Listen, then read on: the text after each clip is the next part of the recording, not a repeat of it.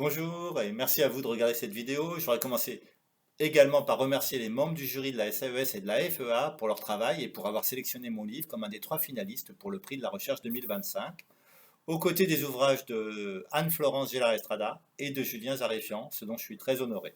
Voici donc mon livre de Rosa Parks au Black Power, une histoire populaire des mouvements noirs, 1945-1970, publié aux presses universitaires de Rennes avec le soutien du laboratoire CROU de la Sorbonne Nouvelle et de l'IHTP, l'Institut d'Histoire du Temps Présent, qui est une UMR Paris 8 et CNRS. J'aborde l'histoire du mouvement pour les droits civiques à travers les témoignages de ses militantes et militants. J'ai voulu mettre en avant l'action de celles et ceux qui ont été marginalisés par un récit dominant qui a longtemps prévalu. Tout d'abord les militants et militantes de la gauche, que le macartisme avait contraint à la discrétion ou à l'inaction, mais également le rôle essentiel des militantes, reléguées à l'arrière-plan dans un contexte où les organisations noires étaient dirigées par des hommes.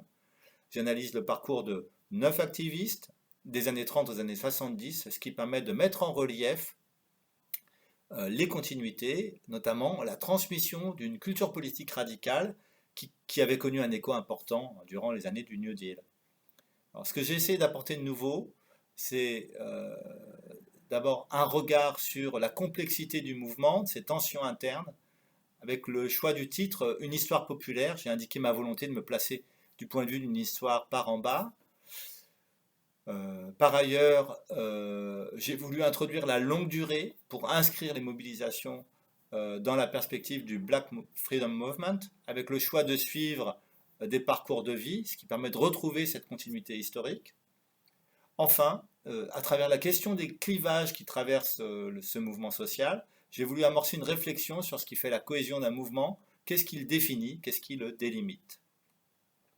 Le livre est issu du remaniement de ma recherche en thèse, hein, une thèse soutenue sous la direction d'Hélène de Dantec-Lahorie, et il a été rendu possible par 3 séjours de recherche en archives. L'un d'eux, d'ailleurs, a été financé par une bourse de l'AFEA. Alors, dans un premier temps, je voudrais revenir sur l'idée d'une histoire populaire. On pourrait penser que l'histoire des Africains américains serait de facto une histoire populaire puisqu'elle s'intéresse à une minorité, mais en réalité, l'historiographie des mobilisations noires a longtemps été dominée par une histoire par en haut. Je voulais au contraire montrer la diversité des courants politiques qui ont traversé ces mouvements et la manière dont les plus radicaux, de même que les militantes, ont été réduits au silence, invisibilisés.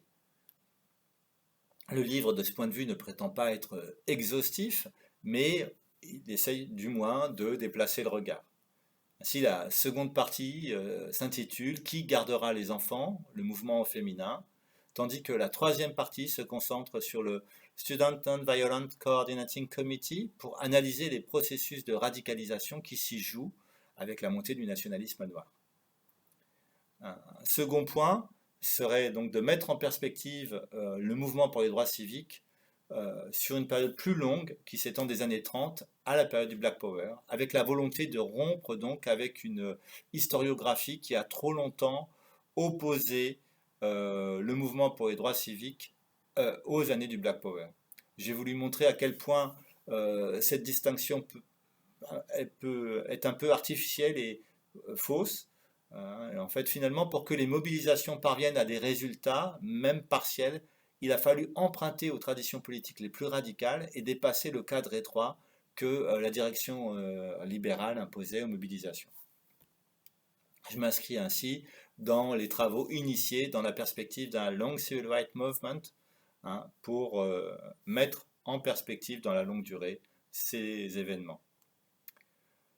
Enfin, un troisième point serait, on pourrait dire, d'analyser la manière dont un mouvement social se délimite, hein, quelles solidarités sont construites, mais aussi quelles autres voies sont écartées. De ce point de vue, la perspective de classe a été mise de côté, de même que la revendication féministe. D'une manière un peu provocatrice, on pourrait dire que pour que le mouvement noir devienne le mouvement noir, il a fallu que d'autres voies soient finalement fermées. De ce point de vue, c'est le macartisme qui a représenté un tournant essentiel, mais j'ai voulu montrer comment, malgré la répression, l'héritage politique radical des années 30 avait tout de même été transmis, au moins en partie, porté par des militantes et des militants qui avaient été formés politiquement durant ces années radicales. Aujourd'hui, j'ai le sentiment qu'une partie des courants critiques reproduisent comme un miroir d'autres formes d'essentialisation, d'assignation que pourtant ils veulent remettre en cause pour dénoncer le racisme. De ce point de vue, j'ai voulu faire un pas de côté pour montrer en fait la complexité d'un mouvement social en mettant au jour ses tensions internes. Les mobilisations africaines américaines sont sans doute un exemple frappant d'un mouvement fondé sur la réponse à l'oppression raciale. Et c'est précisément à partir de cette situation que j'ai tenté de montrer comment la voie qu'avait prise ce mouvement n'était pas la seule possible. Pour qu'une coalition de pasteurs prenne la tête d'une telle mobilisation, il a fallu auparavant que le maccarthisme éradique toutes les autres options politiques possibles. Alors j'espère que cette lecture vous plaira et je vous souhaite également de pouvoir trouver dans mon ouvrage des informations utiles pour vos cours et vos étudiantes et étudiants. En vous remerciant,